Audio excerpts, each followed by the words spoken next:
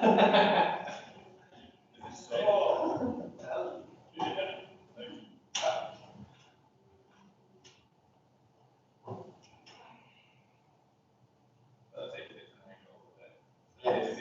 at me. I won't be looking down the barrel of the camera and we will.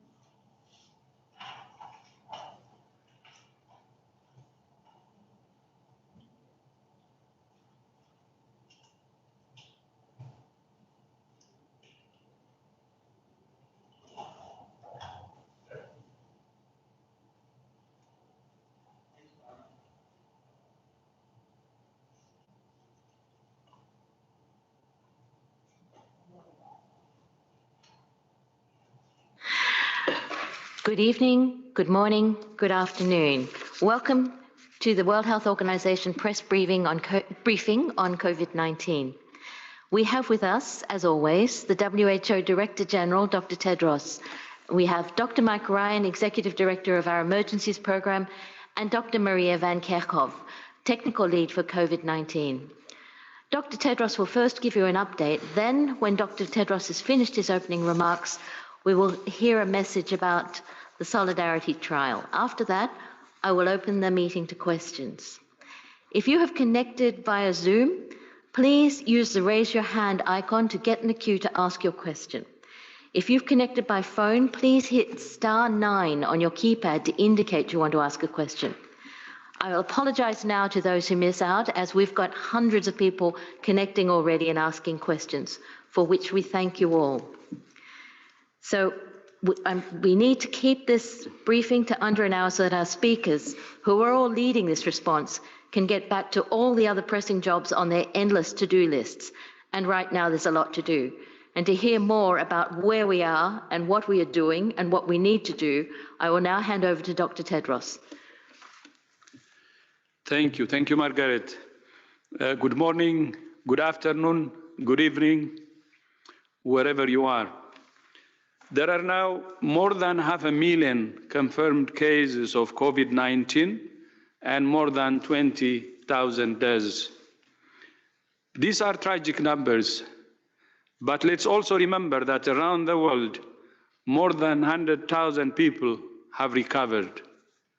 Yesterday, I had the honor of addressing an extraordinary meeting of leaders from the G20 countries. My message was threefold.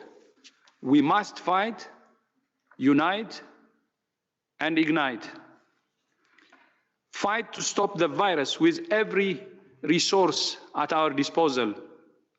Unite to confront the pandemic together. We are one humanity with one common enemy. No country can fight alone. We can only fight together. And ignite the industrial might and innovation of the G20 to produce and distribute the tools needed to save lives.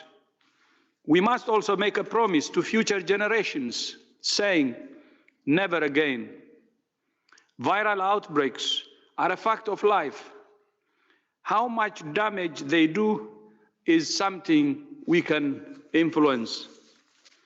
I thank the G20 countries for their commitment to fight the pandemic, safeguard the global economy, address international trade disruptions, and enhance global cooperation. This is especially important for countries who are not part of the G20, but will be affected by decisions made by G20 countries. Earlier today, we held a briefing with around 50 ministers of health from around the world, at which China, Japan, the Republic of Korea, and Singapore share their experiences and the lessons they have learned. Several common themes emerged about what has worked. The need for early detection and isolation of confirmed cases, identification, follow-up and quarantine of contacts, the need to optimize care, and the need to communicate, to build trust and engage communities in the fight. Countries also expressed several common challenges. The chronic global shortage of personal protective equipment is now one of the most urgent threats to our collective ability to save lives. WHO has shipped almost 2 million individual items of protective gear to 74 countries that need it most, and we're preparing to send a similar amount to a further 60 countries. But much more is needed. This problem can only be solved with international cooperation and international solidarity. When health workers are at risk, we're all at risk. Health workers in low and middle-income countries deserve the same protection as those in the wealthiest countries. To support our call on all countries to conduct aggressive case finding and testing, we're also working urgently to massively increase the production and capacity for testing around the world. One of the most important areas of international cooperation is research and development. A vaccine is still at least 12 to 18 months away. In the meantime, we recognize that there is an urgent need for therapeutics to treat patients and save lives. Today, we're delighted to announce that today in Norway and Spain, the first patients will shortly be enrolled in the Solidarity trial, which will compare the safety and effectiveness of 4 different drugs or drug combinations against COVID-19. This is a historic trial, which will dramatically cut the time needed to generate robust evidence about what drugs work. More than 45 countries are contributing to the trial, and more have expressed interest. The more countries who join the trial, the faster we will have the results. In the meantime, we call on all individuals and countries to refrain from using therapeutics that have not been demonstrated to be effective in the treatment of COVID-19. The history of medicine is strewn with examples of drugs that worked on paper or in a test tube, but didn't work in humans or were actually harmful. During the most recent Ebola epidemic, for example, some medicines that were thought to be effective were found not to be as effective as other medicines when they were compared during a clinical trial. We must follow the evidence. There are no shortcuts. We also need to ensure that using unproven drugs does not create a shortage of those medicines to treat diseases for which they have proven effective. As the pandemic evolves and more countries are affected, we're learning more and more lessons about what works and what doesn't. WHO is continuing to support all countries in the response. We have published more than 40 guidance documents on our website, providing detailed evidence-based recommendations for governments, hospitals, health workers, members of the public, and more. More than 1 million health workers have been trained through our courses on openwho.org. We will continue to train more. We're also delighted to report that the COVID-19 Solidarity Fund has now received donations of more than $108 million in just 2 weeks from 203,000 individuals and organizations. Thank you to each and every one of you.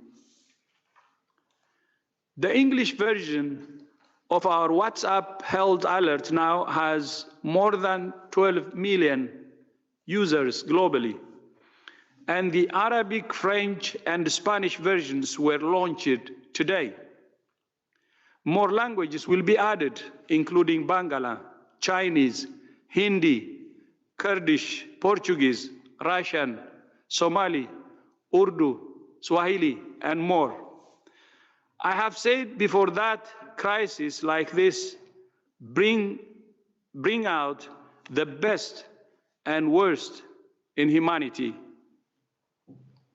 We have recently seen an increase in scams, cyber attacks, and impressions using WHO, my name, and COVID-19. I'm very grateful to those working in various national organizations providing critical cybersecurity intelligence to the WHO cybersecurity team. Thank you for your efforts to work with us to protect the health systems, health workers, and members of the general public who rely on our information systems and digital tools. Special thanks to Microsoft for assisting on this. I would like to end with something Singapore's Minister of Health, Gan Kim Yong, said during today's briefing. We're only at the beginning of this fight. We need to stay calm, stay united, and work together. I will repeat, we need to stay calm, stay united, and work together. I thank you. Thank you very much, Dr. Tedros. And as Dr. Tedros mentioned, we've got some exciting news about the Solidarity clinical trial from Norway. And we'll hear a lot more about it via a video intervention by Norway's Minister of Health and Care Services.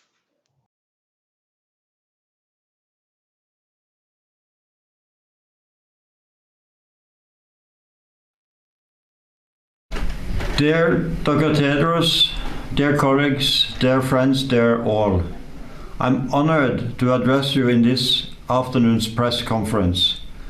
We are in the middle of a global health emergency, but we are also in the middle of a global quest for knowledge unlike anything we have ever seen. I find this happening in the midst of all the bad news from around the world. If we find treatments that are safe and effective, we can save lives, and we can protect healthcare professionals and other high-risk groups from developing disease.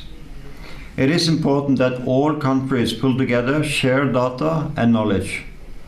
The Solidarity Trial is an important piece in the global research effort. Together, researchers from all over the world will assess 4 of the most promising treatments for COVID-19. This Solidarity Trial starts including patients today. And I'm very happy to be able to announce that the first patient included is a patient at Oslo University Hospital. I would like to commend the WHO in taking on the global leadership in this difficult situation for all our countries, and its initiative in setting up the Solidarity Trial. I would also like to thank John Arne Røttingen, Executive Director of the Norwegian Research Council, for taking the responsibility of chairing the Executive Committee of the trial. Dr. Røttingen will bring expertise and experience from the Ebola vaccine trials in West Africa in 2015. This trial is in good hand under his leadership. I wish us all good luck with the Solidarity Trial. Thank you.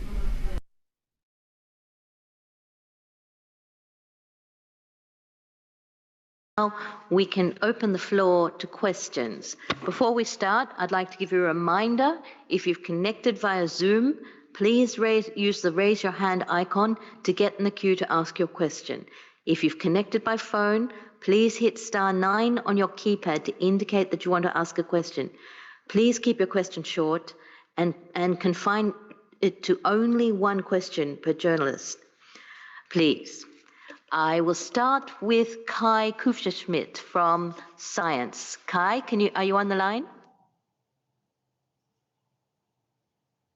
We've talked about this a couple of times, and I wanted to ask whether there's any new data on the serology. I mean, we're still trying to nail down the denominator. There's a lot of questions about how many people are asymptomatic. Can you say anything about, the newest data that you have? Is there any serology data from China? So I'll start with that. So yes, Kai, this is something that's very important to us and to the rest of the world to really understand what the results will be from these serologic studies that are currently underway.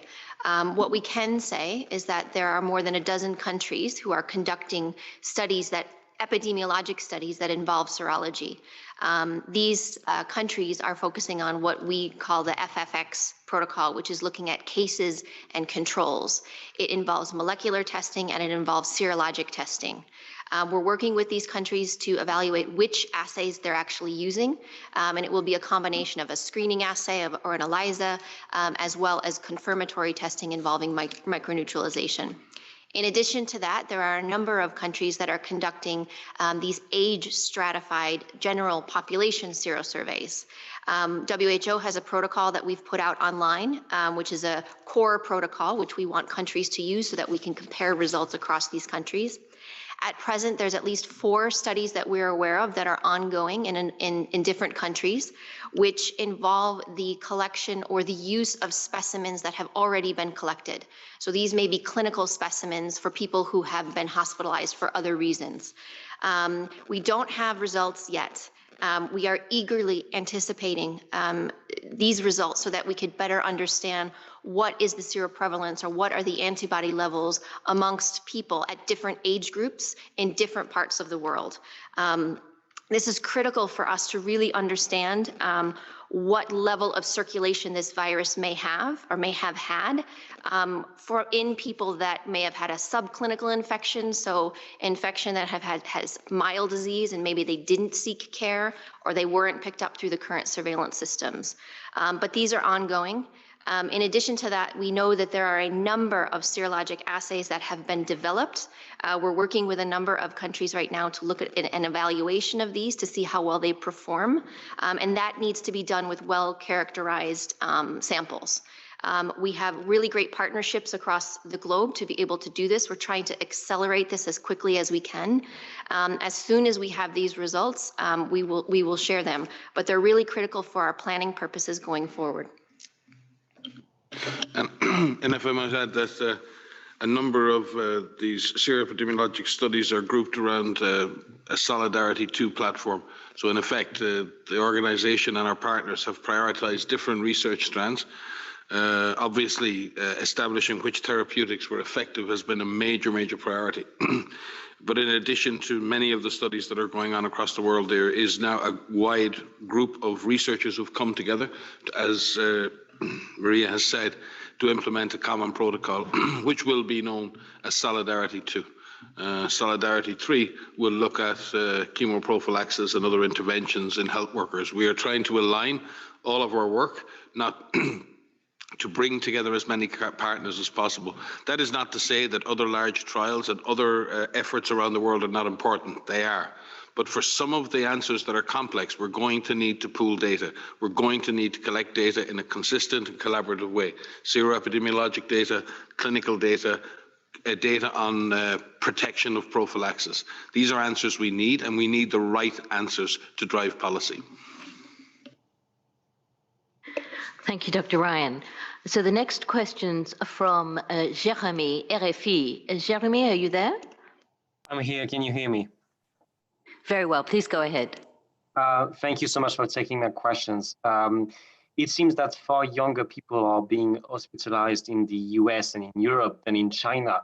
I was wondering, how do you explain the discrepancy? And do you have concerns that the data that you got in the first place from China might not be as reliable as you thought? Thank you. So this virus, this COVID-19 virus, is capable of causing infection and severe disease in all people of all ages. What we know from data across a number of countries, including data from China, including data from the US and Italy and Iran and Korea and Japan and others, is that this virus can cause mild disease, can cause moderate disease, which is described as people who still have pneumonia but don't need oxygen support, who can cause severe disease, can cause critical disease, and who can kill some people.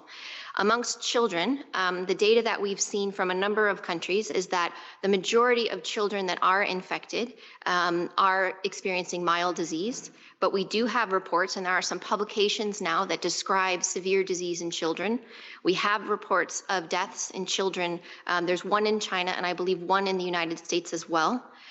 We do need more well-characterized descriptions of severity across the age groups so that we can better summarize what we know about this in the different age groups. Ideally, what we would like to see is the use of a clinical characterization protocol. This is another data capture platform that WHO has launched, which involves systematic data collection in terms of signs and symptoms, in terms of regular sampling of hospitalized patients so that we can better characterize the natural history of this disease in people who are in hospital. But there is data that's coming out from a number of countries, and we welcome the rigorous data collection that is occurring in very difficult situations in hospitals, whether this is clinical data or epidemiologic data across a number of countries. Maybe could just add that we've been reporting for quite a while now on the spectrum of disease. There's no question that the elderly and those with underlying conditions have been affected much more than other age groups. But we've certainly spoken here before about the age profile of patients, the fact that in Korea, 20% of the deaths were people under 60 years of age. In Italy, the fact that up to 15% of people in intensive care were under 50 years of age. I think we'll find in Germany and other countries, up to 10 to 15% of people with disease, people under 50 who have disease, will have a moderate or severe infection. So they may not progress into critical condition, but 10 to 15% of people under 50 will have a moderate to severe infection. So this is not for most people is a very mild infection, most young people, but for a significant minority of people between the age of 20 and 60, this is a significant infection. And if you listen to people who are interviewed on the media, the one thing I've seen again and again and again from people, adults who've got this and young adults, and they keep looking at the camera and saying, this is not flu.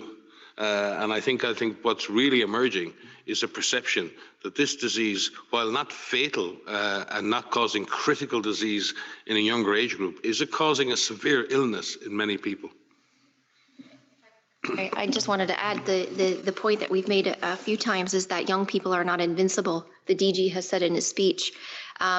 And it's not just the disease that this virus will cause in people. Every infection of COVID-19 presents an opportunity for onward transmission. So even in younger populations, if you do have mild disease, and you think it's no big deal, what the big deal is that you may transmit to somebody else who may be part of that vulnerable population, who may advance to severe disease and who may die. So every single person has a role to play in this outbreak in preventing themselves from getting infected. And we've listed a number of ways in which you can do that, which involve hand hygiene and respiratory etiquette, physical distancing, adhering to the recommendations of the national governments. By following those rules, by adhering to that, you are preventing yourself from getting infected, and you're preventing the opportunity for onward transmission to someone who may be more vulnerable. Thank you, Dr. Van Kerkhove. I now have Shoko from NHK. Shoko, are you on the line? Yes. Can you hear me? Yes, very well. Please go ahead. Okay, thank you very much for taking my question, Margaret. Regarding the way of counting confirmed cases, the Chinese authorities said last month that they don't count confirmed cases who don't have symptoms as confirmed cases, but apparently there is a huge number of such without symptom cases. Given these facts, can WHO still make reliable global statistics relying on the data given by the Chinese authority? I mean, data not including without symptom confirmed cases. Thank you. So I can start with that. So we have case definitions that we are using, which include a laboratory confirmation, regardless of the development of symptoms. What we know from case reports from several countries is that on the date of report, some patients may not have yet developed symptoms. And so they may be pre-symptomatic. We need to be very careful in our language here. The use of the word asymptomatic globally is, I think, not appropriate. And some people, most people who are identified as asymptomatic because they were identified as part of contact tracing, that means they're already being medically followed, and therefore they're being tested early. Many of those individuals who are listed as quote unquote asymptomatic are indeed pre-symptomatic, and they go on to develop symptoms a day or two later. What is really important for us in terms of our understanding of this epidemiology is when is transmission taking place and what are the drivers of transmission. From the epidemiologic data that we have, from the viral shedding data that we have, we know that the majority of transmission, the drivers of transmission for COVID-19 are people who are symptomatic. Now that includes people who are in the very early stages of symptom. And the viral shedding data supports that in the earlier stages of disease, when people are feeling just a little bit unwell, and they haven't yet had pneumonia, and they're certainly not hospitalized yet, those individuals are the ones that are driving transmission. So it is really important that we follow all of these measures where we keep our physical distance. Transmission of COVID-19 is through droplets. It is not airborne. Therefore, someone who has these small liquid particles that come out of their mouth, they travel a certain distance and then they fall. So that's why we recommend the physical distance to be separated so that you remove the opportunity for that virus to actually pass from one person to another. Thank you, Dr. Van Kerkhove. Now we have Anna of Nova TV in Croatia. Anna, are you on the line? Yeah, I'm on the line. Can you hear me? Yes, please go ahead. So as you could hear these days, Oxford experts said that Croatia has one of the most strict measures when it comes to number of cases. We have less than 1,000 cases right now. I can see that this is changing our lives. So I wonder if you have any idea for how long this COVID-19 epidemic can last. And is there any proof that higher temperatures can stop or slow down spread of this novel virus?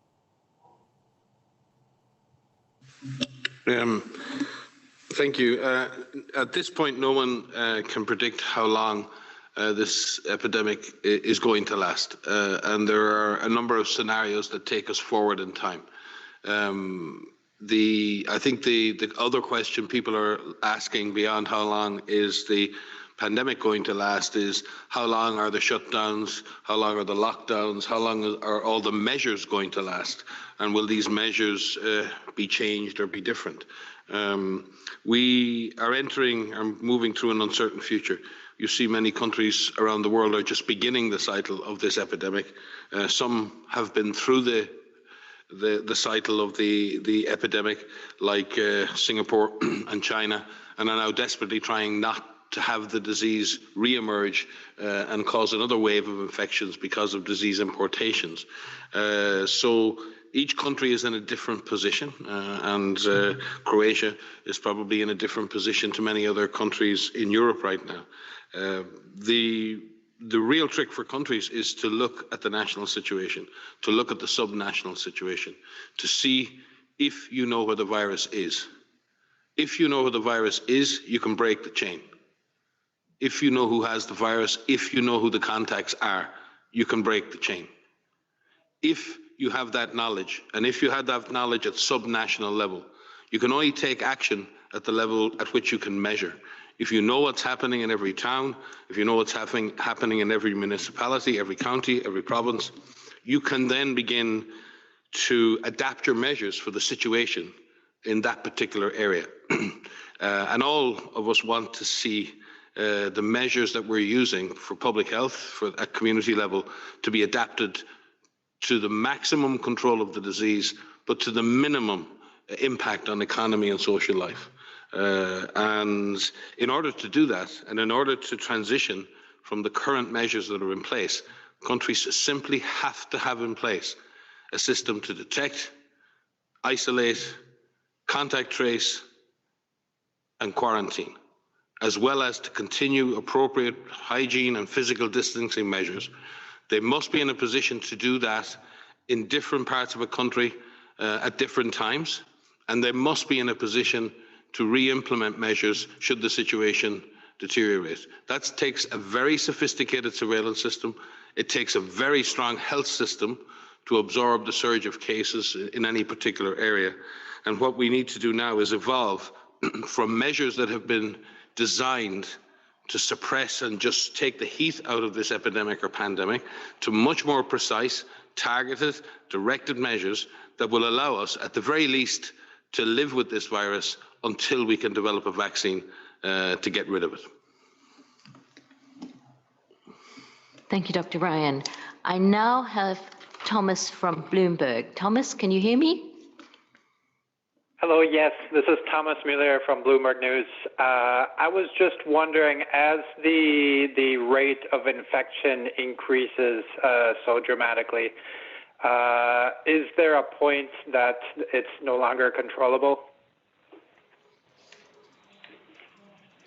Just globally, or you can never go down. I'll start with that, and maybe Dr. Tedros, maybe Mike would like to answer. So I think, you know, you're saying that the rates are increasing. I think the more we test, the more we're going to find. And that's in one aspect, you know, it's an overwhelming thing to see these case numbers increase. And in some cases, in many countries, the case numbers are going to increase care. They don't progress to severe disease, if that's possible. To find all of their contacts, to follow them for 14 days. If you quarantine your contacts, so remove them from the family home or remove them from the community so that they don't have the possibility of transmitting to other people. To having strong leadership, strong political leadership, repurposing your government and having this whole of government approach. To engaging your population, communicating with your population regularly so that they can go through this with you as you adapt your measures, you implement certain control measures, you may lift other control measures. Empowering your population so that they know what they have to do in this fight against COVID-19. We have seen in a number of countries, and the Director General had a very important meeting today with many ministers who shared what works. And what works is this. What works is case finding, is contact tracing, is mobilizing your population and communicating with your population. It's making sure that you have arrangements in place so that people who need to be cared for can be, so that healthcare workers are protected, so that PPE is used appropriately and that they're saved for frontline workers and utilized by those that need it most. So your answer to can this be controlled is yes, but it takes a lot of aggressive measures, this comprehensive approach that we have been outlining. And countries will see improvement but as they move through the different transmission scenarios. And so we need to apply what works to show that there can be suppression that can happen with this virus. And if I could add, it's really important at this moment that we don't create perverse disincentives to detect cases. We should commend countries that are testing, and we should not punish countries for getting larger numbers. We should recognize when countries recognize reality. We should reward countries and governments for looking. If we create a situation where we overreact to the daily number, then there's no disincentive to actually test. Countries who test and find cases and do lots of testing and know what the virus is should be commended. Secondly, we need to look at rates of things. We compare raw numbers and it's very, very unhelpful at times. We need to look at what is the number of cases as a proportion of the whole population? What is the number of tests as a proportion of the whole population? What's the positivity rate of tests? How many tests have been done, and of them, how many are positive? They give you a much better idea not only of the impact of the disease, but they give you an idea of the effort being made by the public health authority. But it is important that when we look at these numbers rising, part of that rise in numbers is increased detection due to better testing. And we need to be careful that we don't punish people for testing. Having a larger number means I know where the virus is better. Thank you very much, Dr. Ryan. We now have Abubakar Halidu from Nigeria. Could you please, Abubakar, are you there? Yes, I'm there. Please go ahead with your question. Well, is there any country that now you get an information about specific meditation for this COVID-19? And secondly, we need an exact figures of affected peoples in Nigeria. Thank you. Sorry, could you repeat that question? We lost you a little bit. Your second part of the question wasn't clear. Okay, I said we need the exact figures of cases in Nigeria that you have.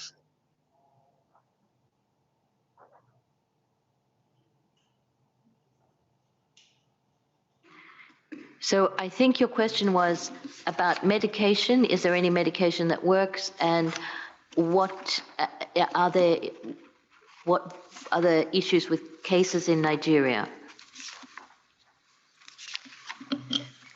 So thank you for these two questions. With regards to medication, as the Director General outlined in his speech today, currently there are no specific medications that have been approved for COVID-19.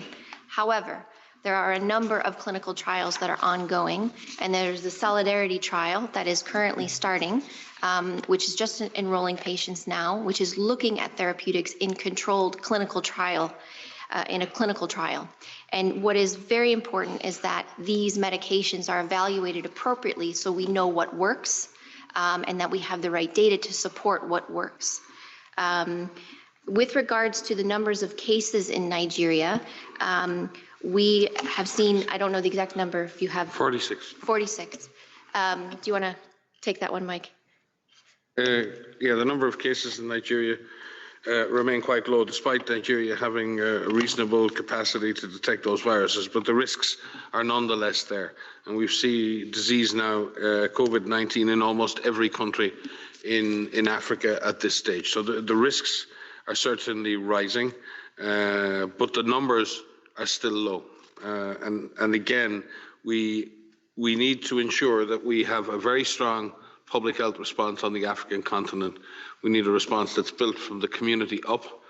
We need to try and avoid the worst impacts of lockdowns, slowdowns, shutdowns, so we minimize the necessity of measures like that, which will have a very hard impact on people's lives and livelihoods, from which they may not recover as quickly as people in other countries. We also need to look at the very vulnerable populations we have in Africa, refugees, in some cases, people who are living with HIV, and children with malnourishment. So there are, while Africa is a relatively young continent, and that may be an advantage for Africa right now, there are many, many other vulnerable people in Africa for whom we must provide maximum protection. Africa, again, has demonstrated with polio elimination, it has demonstrated with cholera response, with Ebola response, that African countries have capacity to respond to epidemics, the resilience to live through epidemics, and to recover from them. But what we need to do is bring our communities on board. We need to leverage the power of community-based surveillance. We need to empower and engage with communities, with NGOs, with civil society, with local government, and an all-of-government approach, as Dr. Tedros continues to say. It is even more important in the context of Nigeria and the context of Africa, that those approaches be taken. In terms of, I think you said medications, I think it's really important that we say quite plainly right now that there are no proven effective therapies or drugs in the fight against COVID-19. They're the answers we're trying to find. Good supportive care, early admission to hospital for those who are with underlying conditions or are developing severe disease. Oxygen and the provision of oxygen to people is life-saving, and in certain small number of patients, the ability to ventilate patients in order to get them through the worst of the infection. So we have things that work in terms of clinical management. We do not have effective drugs, and that is why the Solidarity trial is so important, and so many of the other daughter trials around the world are so important to answer these questions. Thank you, Dr. Ryan. I think Margaret wants me to say. Yeah, thank you. Just one point to add.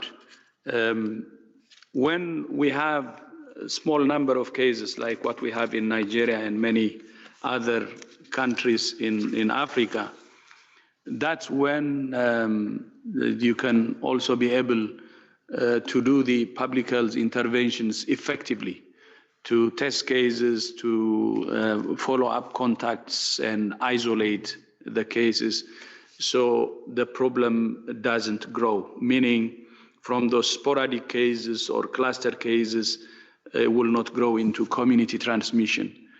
The problem comes when community transmission starts, when the number of cases builds.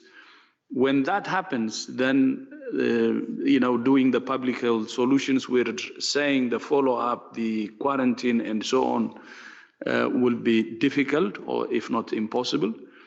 But at the same time, the growing number of cases means the health system or the healthcare system could be overwhelmed too. So that's why for Nigeria, the best option is to really cut it from the bud, and while you have the small number of cases, to invest more in the public health interventions and do the things that we have always been saying from the start, by the way, as WHO. So from preventing it becoming a community transmission. Thank you, Dr. Tedros. We now have Imogen Fuchs from the BBC on the line. Imogen, are you there? Yes, I am. Hi, can you hear me okay? Very well, please go ahead. Hi, this is, I think, primarily for Dr. Tedros. And I mean, first of all, I want to say this is an incredibly difficult time, and you are showing leadership, which I think all countries need. However, I'm sure you're aware that you're advising things like aggressive measures, sophisticated surveillance. There was a talk of identifying people and removing them from the community. What do you say to some of the human rights groups who warn that this could set precedents in some countries where these measures will stay and be used for other purposes? Does that concern you at all?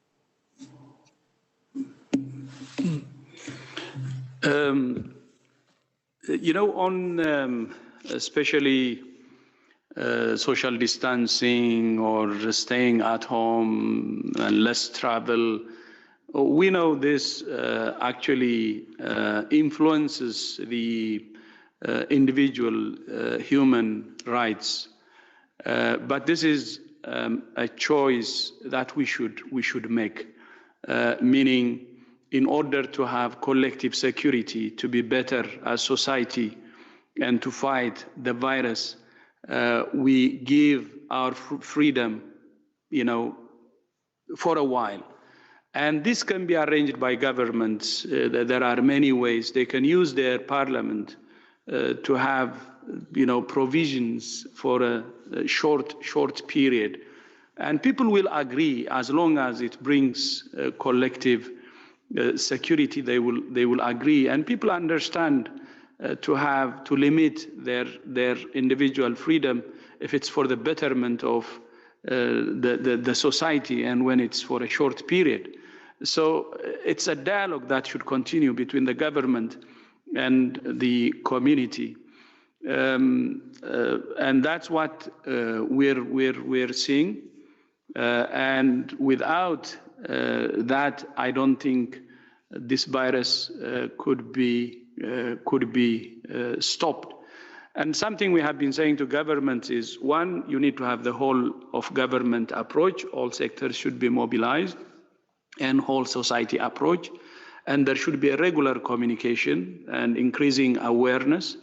And in a way, actually, that creates trust in the community. And when there is trust, community trust in the government, then there is cooperation. And what the community is being asked, it can happen, because through trust, you can ensure community empowerment and ownership. And we said it many times, this is everybody's business. This is our collective security, and it can only be assured when each and every one of us contribute to that.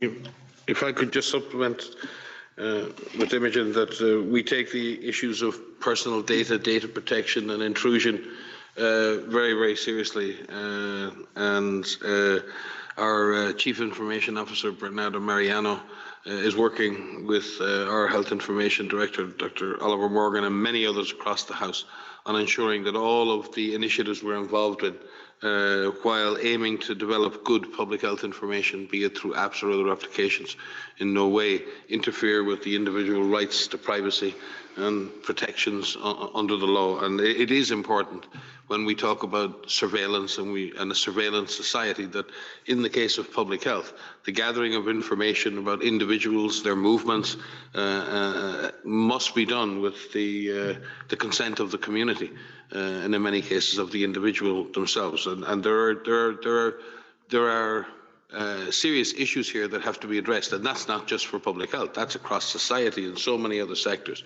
But there are times when the good of community and the good of the population is something that we're in a crisis, and it is much better through, as the DG said, through trust and community engagement, that individuals are prepared to offer a little piece of individual sovereignty in order to support the community. It's the selflessness of the one to help the many. But that must be a temporary gift. That must be an explicit gift. And that must be something that is not taken for granted. That is a gift of the individual to society, not a demand upon the individual. And I think this is a really important point that guides us in our work inside WHO, and Dr. Tedros is very keen and constantly reminding us of our responsibilities in that regard. Also, in addition to that, we will be and have been working very closely with UNICEF, with the Red Cross Movement and other NGOs, and we will be further strengthening and launching a major initiative on risk communication and community engagement for COVID-19. Joining together with UNICEF, with the Red Cross Movement, on scaling up our ability to engage with, drive the participation and ownership of communities all over the world in the fight against COVID.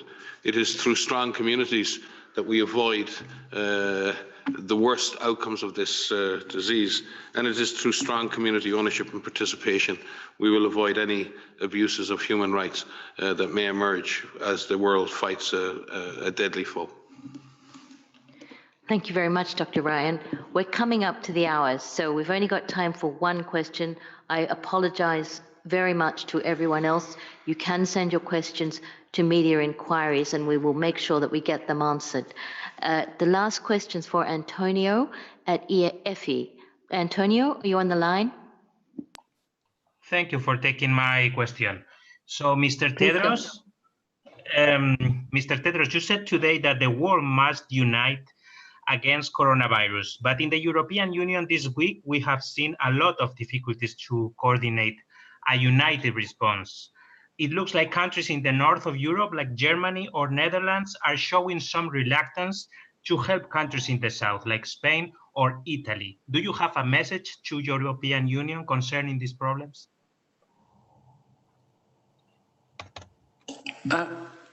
From what I know, what you said is new information to me. What we have been advocating and what we know is that they're working together. They have a regular forum of the European Union, and the ECDC is at the center, while WHO, through our regional office and headquarters, also we're working with them. And I think a coordinated effort in Europe is important, and that's what I know as far as the information I have is concerned. May I just add that we're extremely grateful to the European Union, the Commission, and particularly to our colleagues at ECHO, who've been providing outstanding support to countries outside Europe and to countries, particularly countries affected by crisis. And it is wonderful to see that even in the midst of crisis in Europe, Europe can still reach out to those that are even more vulnerable and more at risk. And we spoke today at length with Michael Kohler and his team at ECHO. We've been working with our colleagues in DevCo, and it is impressive to see that while in crisis and trying to support each other, Europe is still willing, ready and able to reach out and support those in the south who need their help as well. And if I could just add that we are seeing globally the world uniting in this. We are seeing the solidarity that the DG has been talking about since day one. We are seeing the sharing of information. We're all connected. One country's success is another country's success. One country's failure is another country's failure. We are all in this together. And through this solidarity, through Europe, through North America, through Asia, through the entire globe, is how we are going to beat this. So this is a respiratory pathogen. It circulates. We know so many countries are affected. The only way that we are going to beat this is together. I'll wrap up this press conference for today. We'll reconvene on Monday, and we'll send you a media advisory with all the details on Monday during the day. If you have a question you want answered, please send it to Media Inquiries, and we'll do our best to answer as quickly as possible. Thank you very much. Thank you. Thank you, Margaret.